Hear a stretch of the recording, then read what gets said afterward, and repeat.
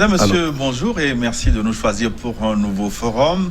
Les directives de prévention et les mesures d'accompagnement éditées par le gouvernement togolais seront-elles efficaces pour juguler la crise, la pandémie du Covid-19? C'est le sujet du jour. À en débattre avec le ministre togolais en charge de l'enseignement primaire et secondaire qui nous fait l'honneur d'être au plateau aujourd'hui. Monsieur le ministre, bonjour. Bonjour. Monsieur le ministre Afo Acha Deji, qui est aussi vice-président du parti Union pour la République région centrale. Tout à fait, vous avez raison. Comment allez-vous? Merci. D'accord. Très bien, ça va ce matin. Donc, on va commencer par les mesures d'accompagnement de votre ministère, le ministère de l'enseignement primaire et secondaire. Est-ce qu'on peut considérer l'année 2019-2020 déjà compromise par le coronavirus? Effectivement, l'année scolaire 2019 et 2020, nous pouvons le constater. Nous pouvons dire que l'année est perturbée. Et depuis le 20 mars à 17h30, il y a eu un communiqué interministériel qui suspendait, qui prononçait la fermeture des établissements scolaires et universitaires. Alors, c'était le ministre de l'enseignement supérieur, le ministre de l'enseignement technique et moi-même. Nous avons co-signé ce communiqué pour arrêter et fermer les classes depuis le 20 mars à 17h30. Et cette décision, c'est jusqu'à nouvel ordre. On n'a pas fixé la date de fin d'ouverture des écoles. Donc vous pouvez constater qu'effectivement, le système éducatif est perturbé. Oui, perturbé, mais pas compromis. Et on ne peut pas dire que le système est compromis, mais il est perturbé. Mais quand on sait que l'ouverture, ce n'est pas pour demain, personne ne sait quand ça va reprendre, est-ce que dans un coin de la tête, on peut s'imaginer, est-ce que c'est une des éventualités, est-ce qu'on peut se dire que cette année peut être compromise? Est-ce que vous l'envisagez? C'est un des scénarios possibles. Non, pour l'instant, on ne peut pas le dire. On ne peut pas le dire parce que, vous voyez, les décisions prises par le gouvernement, le président de la République, à l'adresse de la population le 1er avril, il a eu un temps de réflexion et il a concerté. On a vu l'évolution, c'est en fonction de la gravité à partir de fin mars que le chef de l'État a pris ces mesures. Et aujourd'hui, le Togo est en situation d'urgence pendant 3 mois, si vous voulez. Donc, au niveau du système éducatif, aujourd'hui, nous ne pouvons pas dire que l'année scolaire est compromise parce que nous avons fait un état des lieux. Nous avons évalué à quel niveau sont les cours, les niveaux d'enseignement. Alors là, à ce niveau, nous pouvons dire qu'à 70%, 75%, nous sommes arrivés à 70% des programmes, 75%. Donc pour l'instant, il ne reste qu'un quart. Donc nous sommes pratiquement à mi-avril, où les cours devraient reprendre normalement s'il n'y avait rien, le 14 avril. Mais là, on ne peut pas tout de suite se prononcer sur la fermeture définitive des établissements. Non. Mais en fonction du niveau d'évolution de la pandémie et en fonction de la baisse de la courbe, en évaluant la situation, il y a des commissions qui travaillent, il y a des experts sanitaires qui sont à pied d'œuvre et pour voir si aujourd'hui, les cas que nous avons aujourd'hui au Togo, nous sommes à 76 cas, 25 guérisons, 3 à 17. Oui, lorsque, effectivement, alors si le système ou les experts au niveau de la santé confirment qu'il y a baisse de la courbe, qu'il n'y a plus de nouvelles contaminations, qu'il n'y a plus de décès, que tout le monde est guéri, en ce moment, on évaluera. Parce que c'est pour ça, le communiqué a bien dit que c'est fermé jusqu'à nouvel ordre. Mais aujourd'hui, on ne peut pas décider d'ouverture ou de fermeture définitive, non. Mais les cours sont suspendus, ça fait déjà quelques semaines. Quels sont les dispositifs alternatifs que votre ministère a mis en place en attendant justement la reprise des cours au niveau de l'enseignement primaire et secondaire surtout? Justement, vous savez, les élèves devraient partir en vacances le 27 mars. Avec cette pandémie, les écoles ont été fermées le 20. Maintenant, il faut évaluer, c'est ce que je disais, si ça perdure, nous avons pensé quand même depuis ce temps à des palliatifs. Et aujourd'hui, nous sommes en discussion avec tous les conseillers pédagogiques, les enseignants, les inspecteurs. On a eu plusieurs réunions et voir effectivement en alternance qu'est-ce qu'on peut faire s'il arrivait que ça perdurait. Alors là, nous avons des solutions qu'on va mettre en œuvre. Alors je peux vous dire qu'il y a, disons, 3 domaines. Hein. Nous avons aujourd'hui l'Internet, nous avons la télé, nous avons la radio. Nous avons des smartphones. Aujourd'hui, les gens certains disposent des smartphones, d'autres aussi disposent d'un ordinateur, mais beaucoup disposent des radios. Donc, on a essayé de regarder globalement tous ces outils que nous avons aujourd'hui à notre disposition au Togo. Alors là, donc il va y avoir des cours qui seront dispensés à la télé directement. Il y aura, sur ceux qui ont des smartphones, il y aura des applications que les gens pouvaient donc se connecter pour avoir téléchargé, disons, les cours, les exercices. Et nous avons privilégié les classes d'examen. CM2, classe de 3e, bac 1, première, et puis terminale. Donc nous avons privilégié les salles, les classes d'examen. Et vous savez, je vais vous rappeler, enfin dire quelque chose. Les années 70, il y avait une émission, ça s'appelait Radio Scolaire. Moi-même en 1970, j'ai bénéficié de cela. Ce n'était pas de cours, mais à l'époque, c'était des chants. Alors à une heure donnée de la semaine, un jour de la semaine, l'instituteur amène, il vient, il dépose la radio en classe et ça s'appelait Radio Scolaire. Et on nous présentait les chansons, on apprenait les chansons à la radio. Vous voyez déjà, c'était en 1970. Donc aujourd'hui, vu que les coins reculés, ceux qui ne disposeront pas d'un ordinateur, d'un smartphone, donc ceux-là pourront écouter et suivre les cours et les exercices à la radio. Donc nous avons ratissé large pour ne pas exclure une catégorie quelconque. Ceux qui seront en ville, ceux qui seront dans les coins reculés, ils pourront suivre soit à la télé, à la radio, ou par Internet, ou sur les smartphones. Mais quoi qu'il en soit, Monsieur le ministre, est-ce que certains ne seront pas défavorisés par la technologie? Parce que vous avez parlé d'Internet, vous avez parlé de smartphones, dans les coins les plus reculés, même certains n'ont pas accès à la radio, Monsieur le ministre. Bon, nous sommes quand même en 2020. Moi, je pense qu'une petite radio ne coûte pas plus de 2000 francs. Et je suis persuadé que dans toutes les maisons, il y a une petite radio quand même. Mais voyons, celui qui suit les cours à la radio et celui qui peut les suivre à la radio, à la télévision et Internet en plus, est-ce qu'il n'est pas avantageux par rapport à celui qui est démuni? On peut le dire ainsi, mais pas tout à fait ça. C'est vrai. Aujourd'hui, tout le monde ne dispose pas d'un ordinateur, d'un smartphone. C'est pour ça qu'on allait jusqu'à, comment l'appelle-t-on, à la radio. Et la télé, c'est pareil. Tout le monde ne dispose pas effectivement de la télé. Mais la radio, je pense que défavoriser, non.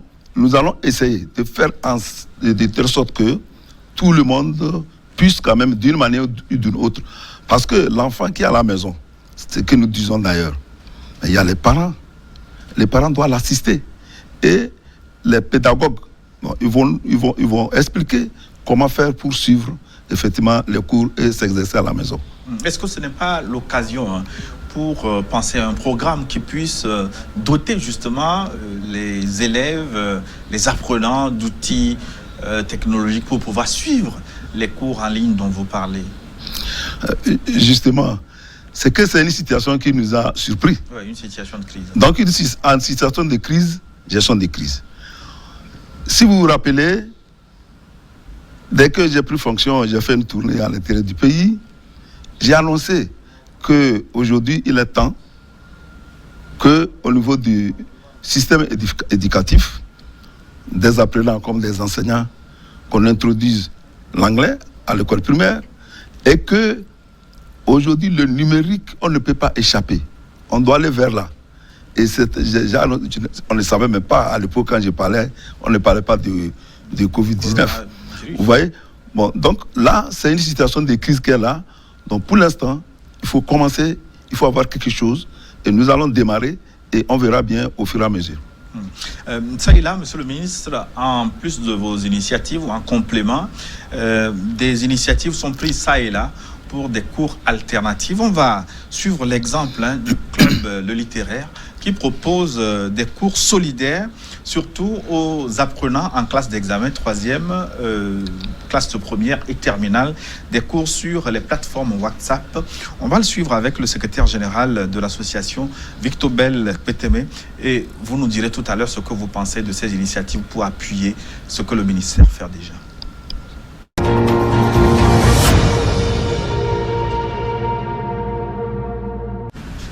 Victor Bel Pétémé, bonjour. Bonjour, monsieur Gilles. Comment en êtes-vous arrivé à l'initiative Cours solidaires, qui sont des cours alternatifs en attendant la reprise des classes? Il faut rappeler que le club Le Littéraire a pour vocation première d'améliorer les capacités des élèves. Et donc, nous travaillons en étroite collaboration avec des établissements scolaires. Et nous avons déjà plusieurs programmes sur lesquels nous intervenons. Nous avons des ateliers d'écriture, le programme Vacances utiles, l'As du livre, etc. Et aujourd'hui, avec la crise pandémique que nous traversons, qui a obligé les autorités à fermer les établissements scolaires, les élèves sont laissés sans encadrement et il y a un fort risque que ces élèves désapprennent. Donc, l'initiative Cours solidaire a été lancée pour venir en appui aux élèves, notamment ceux en classe d'examen, 3e, première, terminale, afin de maintenir le cap jusqu'à la reprise effective des cours. Oui, mais comment seront articulés concrètement ces cours solidaires? Les cours solidaires se dérouleront en ligne et il s'agit d'un accompagnement qui est offert aux élèves à travers des exercices pratiques, des cours, des échanges avec des enseignants titulaires dans les matières de français, anglais, histoire, géographie, allemand, philosophie. Donc, vous comprendrez que pour la classe de 3e, il s'agira de 3 matières, français, anglais, histoire, géographie. Pour la classe de première, français, anglais, histoire, géographie, allemand. Et pour la classe de terminale, français, anglais, allemand, histoire, géographie et philosophie. Donc, des plateformes WhatsApp ont été créées et les enseignants vont régulièrement donner des exercices aux élèves. Les élèves iront traiter les exercices et des rendez-vous seront pris. Bon, une date, une heure, ce ne sera pas défini, en tout cas, le rendez-vous sera pris en fonction de la disponibilité de l'enseignant, bien sûr. Et les élèves seront en ligne, certainement, à ce moment-là. Et l'enseignant titulaire de la matière, peut-être si c'est en français ou en anglais, etc. Va proposer des corrections, des explications. Et les élèves, en ce moment, lorsqu'ils ont des questions à poser ou bien des inquiétudes à soulever, ils ne sont pas autorisés à intervenir directement sur la plateforme. C'est pour éviter, entre guillemets, du cafouillage. Donc, ils vont plutôt laisser leurs questions et inquiétudes dans le box de l'administrateur de la plateforme WhatsApp qui va se charger maintenant de passer l'information sur la plateforme à l'enseignant. Donc, il faudra forcément le matériel adéquat, c'est-à-dire des téléphones Android et une connexion Internet. est-ce que vous ne pensez pas que votre initiative solidaire est finalement sectaire, puisque certains n'ont pas l'appareil requis, et ils n'ont pas l'équipement qu'il faut, n'ont pas la connexion au fin fond du pays, par exemple? C'est vrai que tous les élèves n'ont pas de téléphone Android et n'ont pas facilement accès à la connexion Internet. Mais vous savez, aujourd'hui, nombreux sont ces élèves-là qui en ont. Et nous sommes même allés un peu plus loin en permettant aux parents de s'inscrire pour le compte de leurs élèves. Donc, s'il y a un élève qui n'a pas de téléphone Android, mais l'un des parents ou les parents ont des téléphones Android, le parent s'inscrit sur la plateforme et quand le moment vient, voilà, l'élève profite de ce canal-là pour pouvoir apprendre. Également, l'idée même, c'est de pouvoir occuper les élèves. Donc, pour ceux qui n'ont pas de téléphone Android ni de connexion Internet, il y a également le concours de rédaction qui est lancé pour pouvoir occuper les élèves. Donc, à défaut de pouvoir bénéficier des cours solidaires, les élèves pourront quand même participer au concours de rédaction. Et ça également, c'est à leur actif. Est-ce que l'efficacité de cette méthode est prouvée? Est-ce que par le passé, vous avez déjà eu à organiser ces cours solidaires ou c'est une première expérience imposée par cette pandémie qui imprime finalement une vitesse à tout le monde? Comme je le disais, c'est une première expérience qui s'inscrit dans le contexte général de la pandémie du Covid-19. Mais à l'ère de la digitalisation, il y a des cours en ligne aujourd'hui. Même les élèves font des recherches sur Internet avec leur téléphone portable. Donc, en termes d'efficacité, notre initiative se veut efficace, en ce sens que aujourd'hui, à l'heure où les élèves n'arrivent plus à quitter leur téléphone d'une seconde, et puis c'est pas voilà, c'est pas à tout le temps que ça leur profite en réalité. Ils profiteront de ce moment pour apprendre plus tôt. Pour joindre l'utile à l'agréable. Voilà, pour joindre l'utile à l'agréable. Donc c'est efficace parce que c'est pas la première fois, ou bien c'est pas le club littéraire n'est pas la première structure à initier un travail en ligne. Donc le travail en ligne, ça se fait d'habitude, sauf que sur WhatsApp et autres, peut-être que les élèves n'y étaient pas habitués, mais en tout cas, à situation exceptionnelle, mesure exceptionnelle. On verra ce que ça donne. Merci, Victobel Peteme. Merci, monsieur Boko.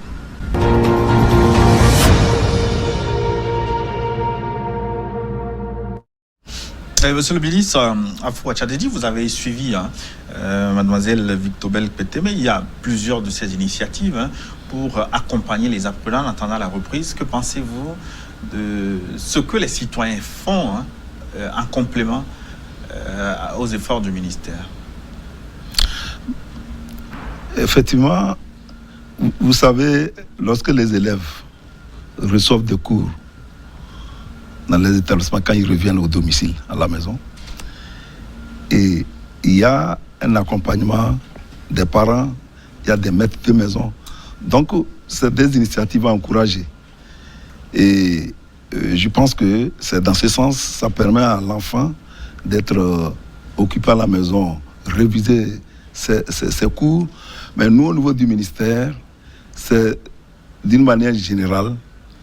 Vous savez, le système éducatif, tout le monde est appelé à concourir à la formation de nos enfants.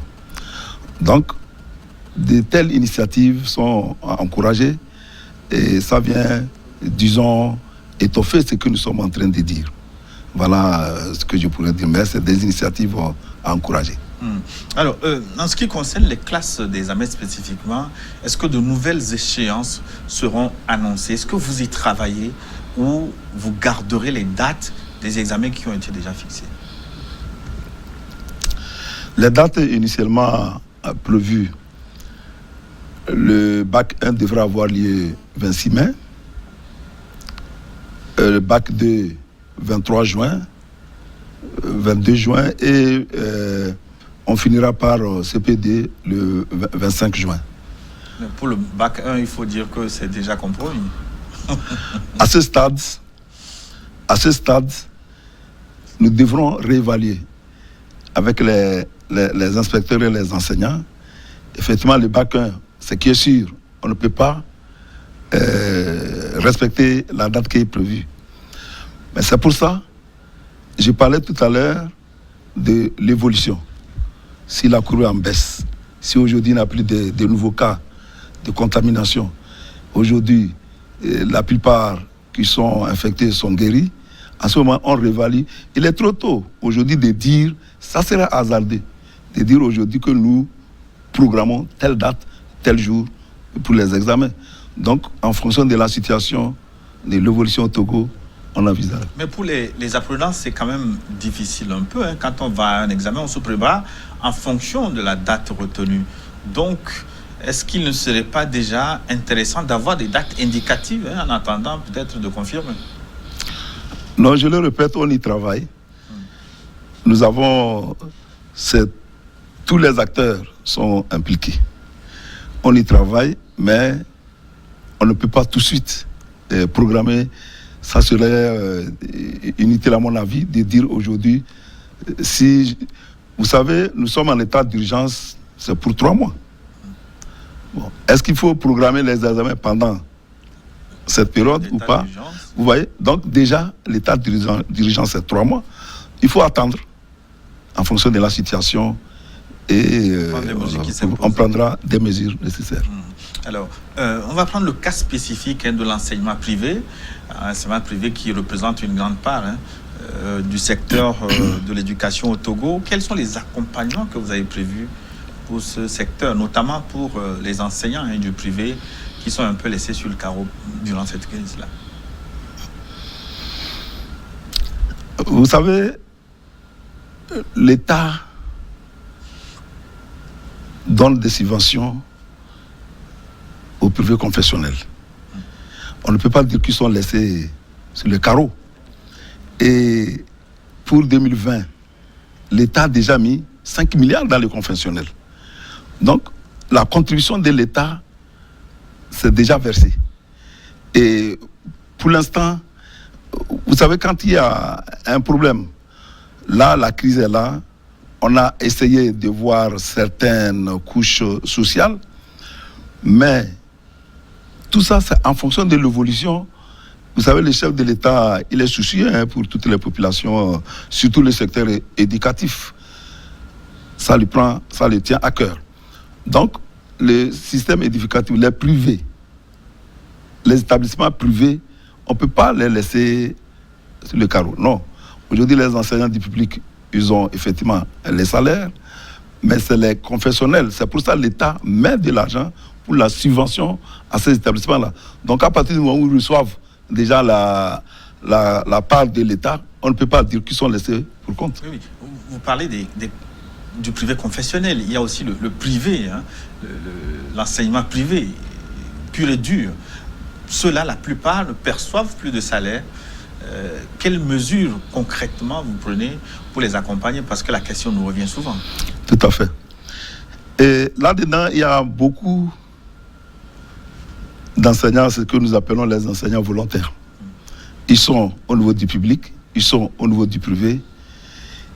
Et nous avons déjà sorti les listes. Heureusement, ils sont enregistrés chez nous.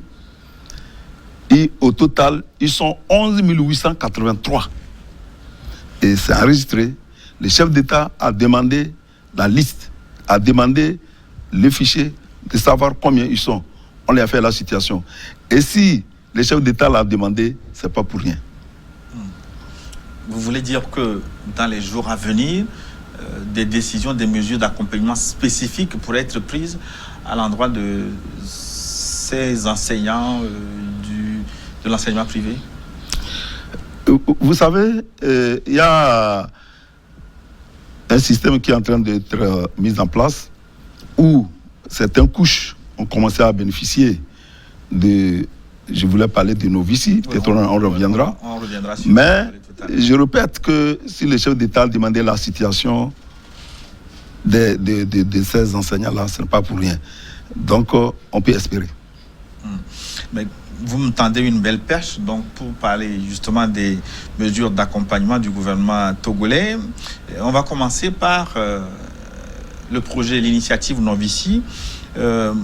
À l'endroit des couches les plus défavorisées, il s'agit de l'argent frais envoyé donc aux concernés entre 10 000 et 20 000 francs CFA. Est-ce que cette somme est conséquente pour faire face à cette crise-là? Effectivement, le système, le projet Novici, qui est déjà opérationnel depuis quelques jours, a été vraiment bien pensé. 10 000, vous avez dit 10 000 à 20 000. Si nous pensons que c'est suffisant, je vais revenir. Mais le système en tant que tel lui-même est vraiment salué. Aujourd'hui, la monnaie, quand vous constatez, comme vous le voyez au Togo, la monnaie circule beaucoup. La monnaie physiquement. Aujourd'hui, avec les systèmes électroniques que nous avons, les systèmes de transfert monétaire, le mobile money aujourd'hui, nous sommes en train d'aller de réduire effectivement la circulation de la monnaie fiduciaire, de la monnaie physique. Et ce système est très très sécurisé aujourd'hui. Et quand on a lancé, on a testé, on a vu qu'il vaut mieux ce système que d'envoyer l'argent frais qui va circuler entre les mains, peut-être plusieurs intermédiaires. Il y aura des déperditions, peut-être avant que ça n'arrive au bénéficiaire final. Ouais. Mais pour revenir au montant, si c'est suffisant ou ce n'est pas suffisant, c'est des couches, disons, à revenus très très faibles. Et ils gagnent leur vie, disons, au jour le jour, leurs revenus. On a essayé d'évaluer. Et autour de, en moyenne, parce que les couches, les bénéficiaires, il y a des taxis motos, des conducteurs de taxis motos, il y a des portefeuilles, ainsi de suite. Les couturières. Bon, donc quand on a regardé, c'est pas fait au hasard, on a regardé, et on a jugé. Au fait, c'est une subvention, il faut le comprendre comme ça. C'est pas qu'on veut rembourser ce qu'ils ont perdu. C'est une subvention que l'État a décidé, le chef d'État a dit, il faut penser à cela. Donc c'est une subvention, il faut qu'on prenne ça comme ça. À partir du moment où c'est une subvention. Et le revenu mensuel va tourner autour de 30 000 francs, maximum 30 000 francs pour les personnes à revenus faibles. D'ailleurs, le SMIC au Togo, c'est autour de 34 000. Donc, l'État veut subventionner, ne veut pas laisser au carreau ces gens-là. Donc c'est une subvention. Je prends le conducteur du taxi moto. Le conducteur du taxi moto qui, à la fin de la journée ou bien à la fin du mois, il a globalement en net 25 à 30 000 et on lui apporte une subvention de 20 000 francs. Oui, 25 à 30 000 pour un conducteur de taxi moto, il me semble qu'ils en ont beaucoup plus. Oui. Dans la mesure où en moyenne, justement, chacun fait environ 2 000, 2 500 par Voilà. Justement, quand vous prenez le coût du carburant, il circule. Quand vous enlevez le coût du carburant, le revenu net, moi je raisonne en revenu net. Oui. Son revenu net va tourner autour de cela. Donc l'État a décidé de donner une subvention de 20 000 francs pour compenser effectivement.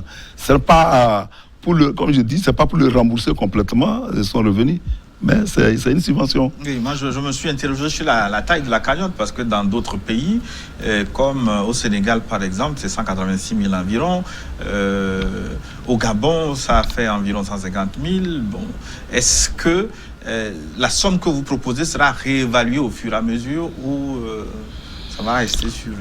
Vous savez, en toute chose, il faut commencer quelque chose, faire un état de lieu à un moment, à un temps donné, faire le point de la situation et voir s'il y a des réajustements à faire.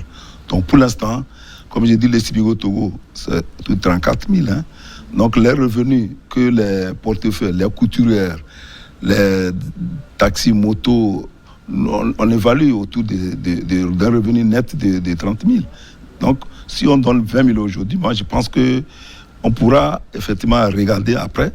Vous savez, depuis, ça fait 3-4 jours, on est déjà à plus d'1,5 milliard, plus d'1,6 milliard de données, de débloquées. Et donc, on le verra bien au fil des jours, parce que c'est un programme qui va tenir 3 mois. Et comment avez-vous sélectionné les bénéficiaires de cette initiative Novici? Les bénéficiaires, le choix ou la sélection des bénéficiaires, nous avons regardé les couches qui sont... C'est pour ça que je parle des couturières, des portefeuilles. C'est des gens qui ne sont pas immatriculés à la Caisse nationale de sécurité sociale et qui gagnent leur vie au jour le jour. Donc c'est ça le principe. Maintenant, il faut trouver une base. Comment les avoir, comment les toucher. Et c'est ça. On a essayé de regarder, j'ai entendu quelques personnes réagir. Il faut une base de données. Et on s'est dit, les gens qui sont enregistrés, qui ont la carte d'identité, donc la base des données existe. Quand on a évalué, ceux qui disposent des cartes nationales d'identité, ils sont autour de 1,2 million. 1,2 million, là-dedans, il y a des mineurs, il y a des étrangers, enfin des Togolais qui vivent à l'étranger, qui disposent de la carte d'identité. Bon, quand vous allez enlever tout ça, là, vous voyez, la base devient un peu maigre. Bon, le chef d'État dit, cette base, c'est pas suffisant. Ça ne couvre pas. Il faut élargir les champs, trouver moyen d'élargir les champs. Et puis, il y a une équipe qui a travaillé, effectivement. Et après réflexion, on a regardé la base de données, c'est le fichier électoral. Et le fichier électoral, déjà, nous avons la population de plus de 18 ans, puisque c'est de ça qu'il s'agit, les majeurs. Alors, vous voyez que dans la carte d'identité, il y a les mineurs. Mais ici, il n'y a que les majeurs. Et les champs où la base de données est déjà élargie. Bon, donc, c'est pour ça, aujourd'hui, nous avons pris le fichier électoral. Comme tout le monde dispose, ceux-là disposent d'une carte, et que c'est de façon électronique, il faut trouver moyen de le faire. Donc, c'est ça, le système, avec cette base du fichier électoral, vous disposez du numéro de la carte, vous rentrez les numéros et puis vous suivez tout le processus d'enregistrement étoile 855 dièse. Mais vous dites que tout le monde dispose de la carte d'électeur, ce n'est pas une évidence. Il y a beaucoup de citoyens qui ne se sont pas fait inscrire. Ceux-là, vous les laissez où? Aujourd'hui, la base, comme je dis, l'appli élargie, il faut partir de quelque chose. On est parti sur la base du fichier électoral parce qu'on a vu que c'est là. Il faut trouver moyen où on ne peut pas demander aujourd'hui, nous sommes en situation de crise, dire aux gens, venez vous enregistrer, on va commencer donc le temps passe. Mais donc il faut faire avec. Donc nous avons pris le fichier électoral pour pouvoir avancer. Donc aujourd'hui nous sommes à 1,6 milliard déjà distribués. Si au bout d'un mois, on voit les gens qui ont bénéficié de cette aide, si on voit que ça n'a pas touché, et je suis persuadé que ça a touché effectivement beaucoup, ça c'est pareil. Il faut toujours faire le point de la situation, réévaluer, et on verra bien. Mais est-ce que ce système, techniquement, est bien huilé? Parce qu'on a signalé, comment on va dire ça, beaucoup de pannes, parce qu'il s'agit de transfert d'argent. Il me semble qu'il y a eu saturation pendant plusieurs heures. Il paraît qu'il y a eu beaucoup de fraude autour, parce que certains ont tenté d'envoyer des numéros d'autres personnes. Justement, est-ce que vous avez pensé à tous ces aspects avant de lancer le programme Novici? Le système a été bien élaboré. Vous savez, en matière d'argent, il y a toujours des petits malins qui essaient de trouver des contournements pour prendre 1, 2, 3, 4, 5 fois s'il peut. Alors, dès le premier jour, il y a eu une tentative de fraude.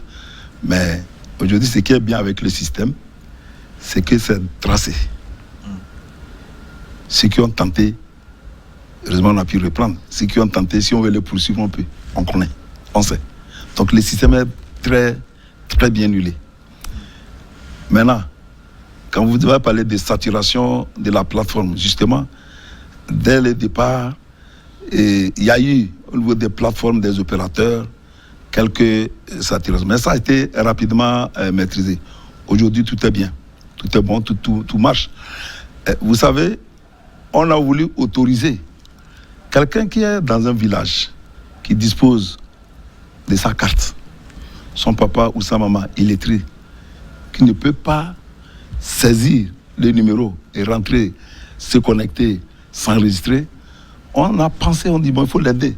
Son fils ou son voisin peut l'aider en le faisant.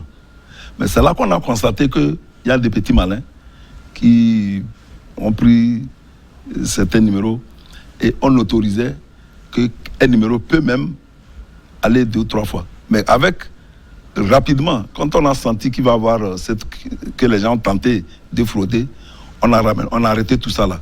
On n'autorise plus un numéro à prendre plus de 2. Donc, vous voulez dire qu'au fur et à mesure que les jours passent, vous améliorez, vous réajustez, et donc ce qui est à corriger pour que le système soit parfait. Effectivement. Le système, moi je dis aujourd'hui, à ce jour, les 2 premiers jours, il y a eu comme c'est des flottements, mais c'est déjà corrigé. Nous allons voir. Et tous les jours, s'il y a des cas, des problèmes, ils sont signalés en temps réel et c'est pris en compte. On va voir, certains auraient préféré de la distribution de la nourriture directe. Vous nous direz tout à l'heure ce que vous en pensez. Mais avant d'aller plus loin, je voudrais qu'on prenne la compréhension de la maladie par un acteur politique que nous avons rencontré ce week-end. Il s'agit du président de la Nouvelle Vision, Kodjovi Obinton. Nous lui avons arraché ce qu'il pense de cette pandémie, le Covid-19 et surtout des mesures d'accompagnement du gouvernement. Nous écoutons son entretien, nous revenons au plateau pour les commenter dans un instant.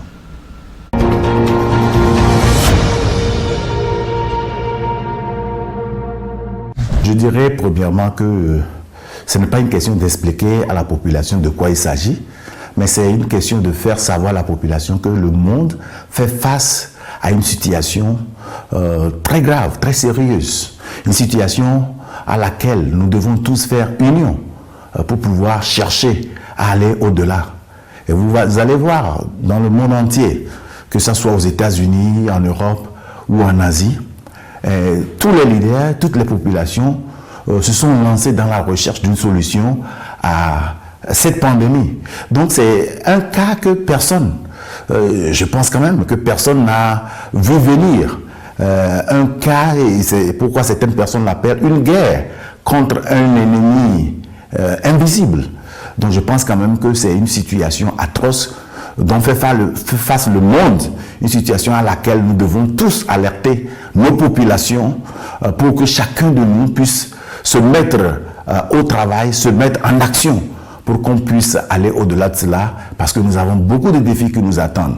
Donc la pandémie Covid-19 plutôt, est un virus qui, selon les experts, selon tout ce que nous lisons, selon notre documentation, est un virus qui dépasse l'entendement humain, du moins pour le moment, et qui fait rage, qui fait perdre beaucoup de vies. Donc c'est un virus auquel la population togolaise doit faire attention. La population togolaise doit prendre des mesures défensives pour que cela ne puisse pas répandre un peu partout et endommager l'économie déjà sanglante de notre pays, le Togo.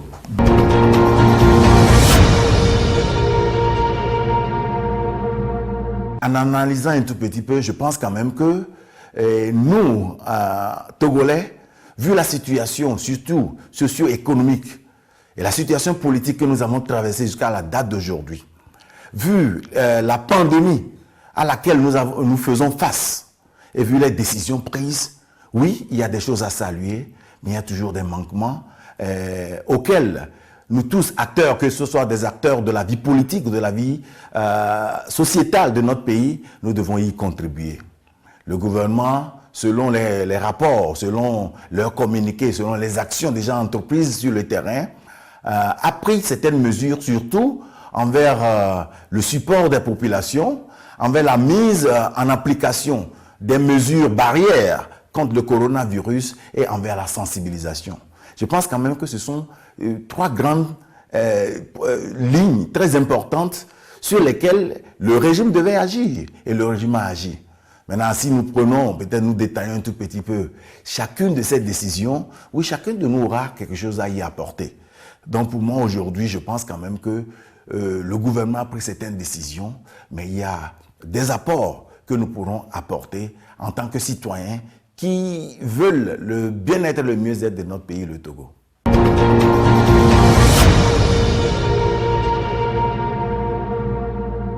Kojovi Obenton, en tant que président de la République, d'abord, je n'attendrai pas à ce que le virus atteigne le Togo avant de commencer à prendre certaines décisions.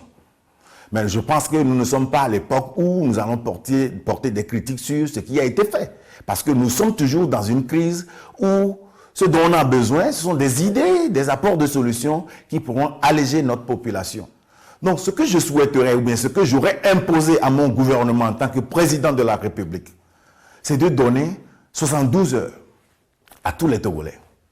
De leur donner les moyens de s'approvisionner comme il le faut et de mettre tout le monde dans un confinement absolu pour un minimum de 3 semaines. Parce que si le virus fait au fait 14 jours en moyenne pour se manifester, je pense quand même que si les Togolais ont les moyens de s'approvisionner et ont de quoi vivre pour au moins 3 semaines, et que tout le monde est mis à la maison pour 3 semaines, au moment où le service 111 est en application, je pense quand même que nous aurons à détecter tous les cas possibles du Togo. Mais durant cette période de 3 semaines, c'est-à-dire de 21 jours, je mettrai les 5000 hommes qui sont en charge pour l'application de la mesure de riposte au travail. Parce qu'il y a beaucoup de choses que nous devons faire pour notre pays. Il y a des travaux publics qui sont là à faire au moment où les gens sont à la maison. Je profiterai de cet instant pour commencer également à placer à faire certaines actions qui pourront enfin résoudre non seulement le problème de Covid-19, mais relancer notre pays. Donc je pense qu'il est important en ce jour que chaque Togolais comprenne que Covid-19 c'est une affaire de tout le monde. Je vais également, en tant que président de la République, faire appel à tous les leaders politiques de se rassembler autour de moi. Je sais que nous sommes dans un moment où un rassemblement est aussi un danger. Mais il y a des mesures préventives à prendre. Mais quiconque s'appelle un leader de ce pays aura justement ou forcément des idées à apporter. Donc en tant que président de la République, j'appellerai tous les leaders politiques de venir à table pour qu'on puisse penser ensemble. Parce que nous définissons le Covid-19 comme un ennemi commun. Donc face à cet ennemi commun, il faut une plateforme qui rassemble nous tous, Togolais, nous tous adhérents ou aspirants, leaders de ce pays. Parce que nous sommes des fois, en tant que leaders dans l'horizon, nous sommes fatigués de ne réagir que par les réseaux sociaux, où nous ne sommes même pas sûrs si nos idées sont partagées, si nos idées sont prises en compte par le régime en place. Parce que nous, en tant que leaders, nous avons passé notre temps. Et nous allons nous en aller. Mais le peuple va rester. Et c'est ce peuple que nous voulons sauver. Donc je pense qu'il est temps, en tant que président de la République, je convoquerai tous les leaders politiques et je leur demanderai ensemble qu'on puisse trouver une solution à ce Covid-19.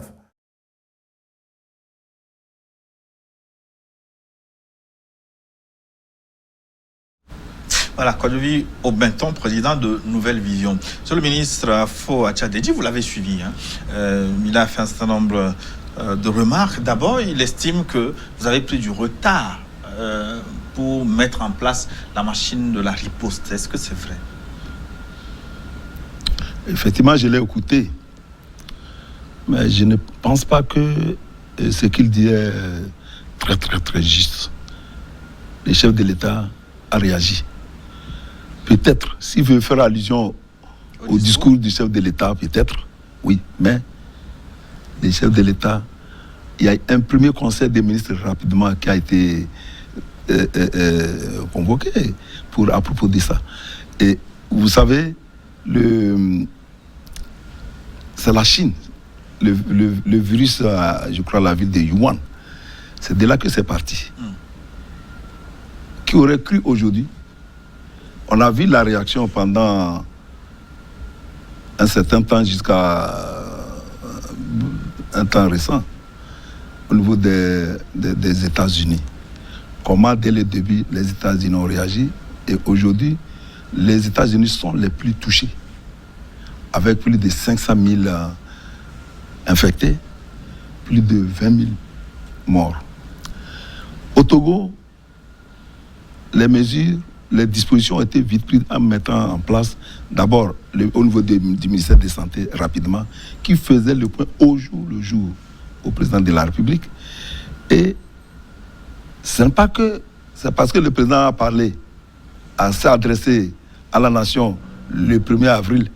C'est pas ça. Il ne faut pas se référer à ça pour dire que non. Le point de départ de repos, c'est bien avant. Et il y a eu plusieurs réunions, il y a eu plusieurs comités. Au fur et à mesure, les comités, c'est des comités élargis. Et vous voyez encore tout dernièrement, il a encore il a accentué, disons, en créant encore un nouveau comité de gestion du matériel qui est en train d'arriver et tout ça là. Bon, pour embrayer et dire que j'ai entendu ces propos, c'est bien. Il a parlé de confinement aussi. Il a parlé de confinement. Il mettrait tout le monde en chambre pendant 3 semaines au moins. Alors lui dit, il va enfermer tout le monde. Vous savez, quand ça a commencé, chaque population ou chaque personne peut avoir des idées, c'est vrai. Mais il y a des gens qui travaillent, il y a des gens qui réfléchissent. Et confiner, ce n'est pas que le chef d'État n'a pas pensé. Mais qu'est-ce qui va être mieux pour nous? Nous avons regardé, aujourd'hui, vous voyez, Sokodé ne faisait pas partie des villes qui sont touchées par la maladie.